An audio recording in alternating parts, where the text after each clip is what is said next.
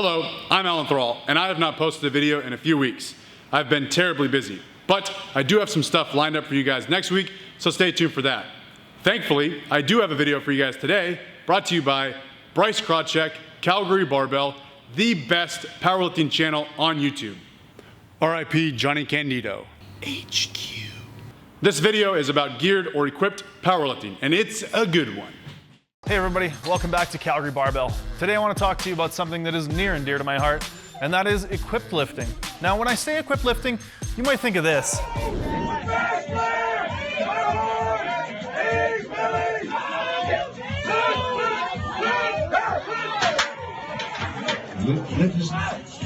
Good. And well, you wouldn't be entirely wrong, but I like to think of equipped lifting a little more like this. It just doesn't, when he stands, it just doesn't look heavy on his back when he stands there. Oh, wow. He is giving everyone a squat lesson today. Squat lesson. It is a seminar with... Equipped lifting is a term that spans multiple federations, which means multiple rule sets. Essentially, lifting equipped is a category of lifting where a lifter uses supportive suits, wraps, and shirts to lift as much weight as possible. Within equipped lifting, there's a differentiation between single ply and multiply. Now, unlike toilet paper, I actually think single ply is superior, because if you go to a single ply competition, the judging or the rules are going to be much stricter and held to a higher standard. The lifts look a lot more like what you would expect a squat, bench press, and deadlift to look like. And in general, the weights lifted in single ply are on par with, if not ahead of, what you're going to see in a multiply meet. Yo, what up YouTube fam? We out here, finna stay in the pocket, using those keys, getting that bread. Equipped lifting is comprised of 3 different pieces of equipment.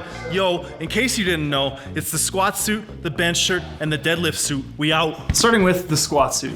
Now the squat suit is a really tight, rigid, nylon, reinforced, stitched singlet of sorts, really. And what it does is it stops you from squatting down all the way. If I squat, the suit catches me about here. That's about as far as I can go. The other thing we like to use when we lift equipped are knee wraps, and you crank that material on there, it binds up around the knees, and it does a similar job for your knee joint, stopping you towards the bottom and popping you up, allowing you to lift more weight. The next thing we're gonna talk about is bench shirts. Now bench shirts are gonna do very much the same thing as a squat suit, but obviously for your upper body.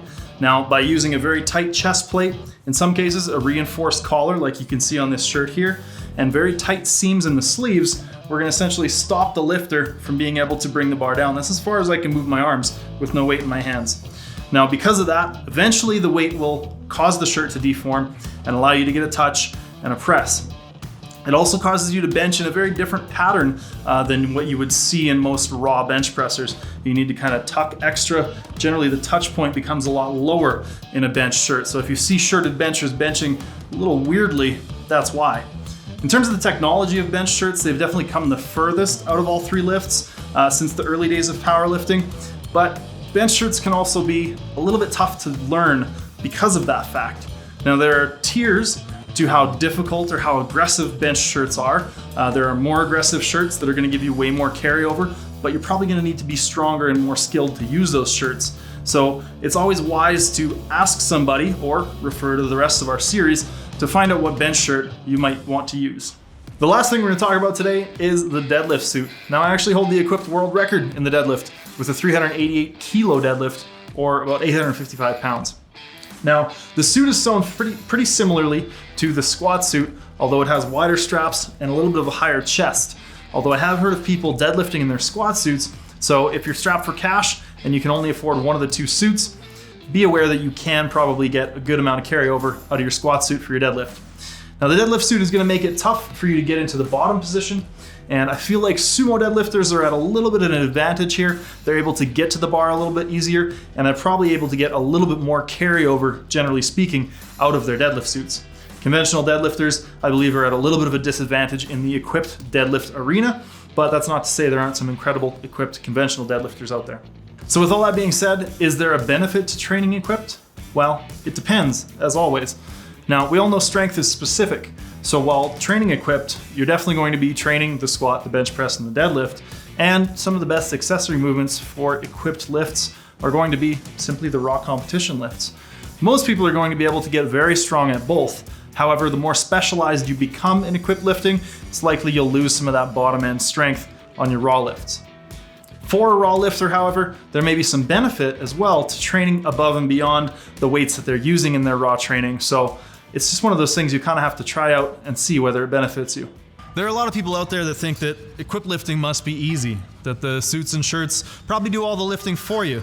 But I would disagree entirely. It's a completely different way of powerlifting with its own challenges and its own nuance and a level playing field where everybody's wearing the same stuff.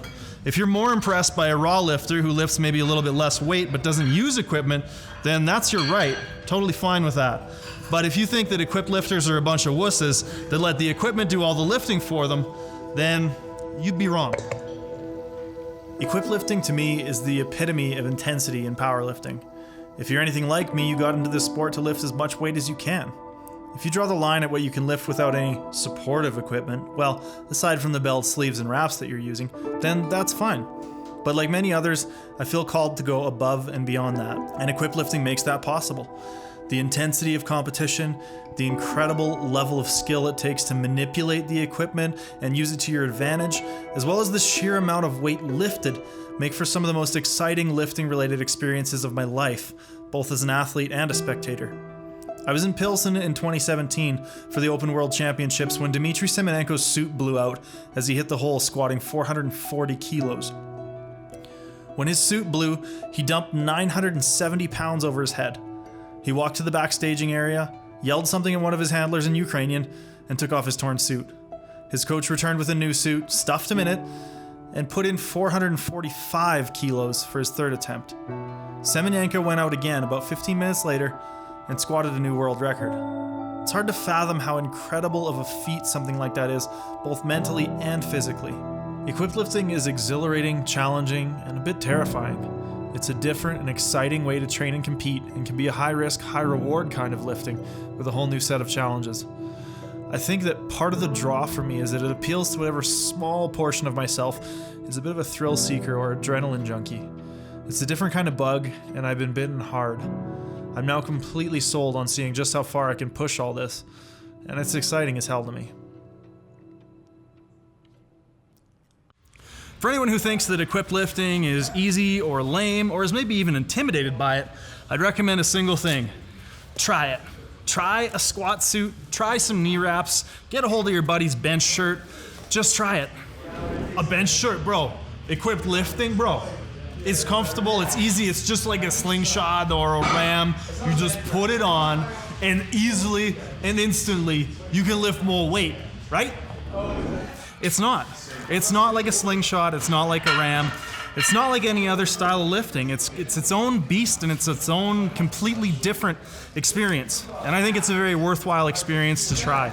So in case you don't have anyone in your area that you can get access to a piece of used equipment, we're going to be partnering with Titan Support through this series of videos to give away a couple pieces of equipment, and as well I'd like to make an open invitation to anyone in the Calgary area. Send me an email, bryce@calgarybarbell.com. We've got a blossoming equipped lifting community here. We've got secondhand pieces of equipment, and I would love to help somebody take their first steps into equipped lifting and help them integrate themselves into the community. If you're interested, seriously, send me an email.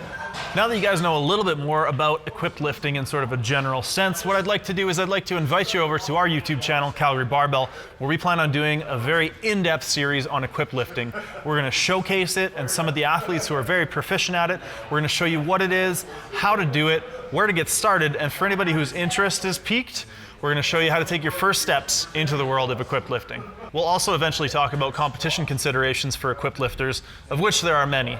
And for that purpose, I would like to get a lot of high-level equipped lifters interviewed on our channel to talk about varying methods, varying strategies for getting strong in equipment, because there are a lot of people who are very strong in equipment and probably train very differently. So I'd like to bring some of that to the forefront and highlight and showcase some of these fantastic athletes and how they've gotten to where they are.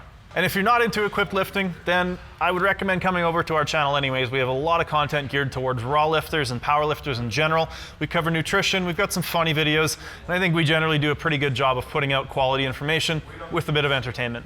Anyways, guys, that's it for us today. Thank you so much for tuning in, watching this video through to the end. Take a second to give a very gracious and heartfelt thank you to Alan Thrall for putting this video up on his channel and bringing us to you guys. Hopefully we can make it out to Sacramento at some point and maybe do some in-person collaboration with him. If you guys have any questions about Calgary Barbell or about this video, please leave it in the comments section below. Leave a like if you liked it, and hopefully we'll see you over on the Calgary Barbell YouTube.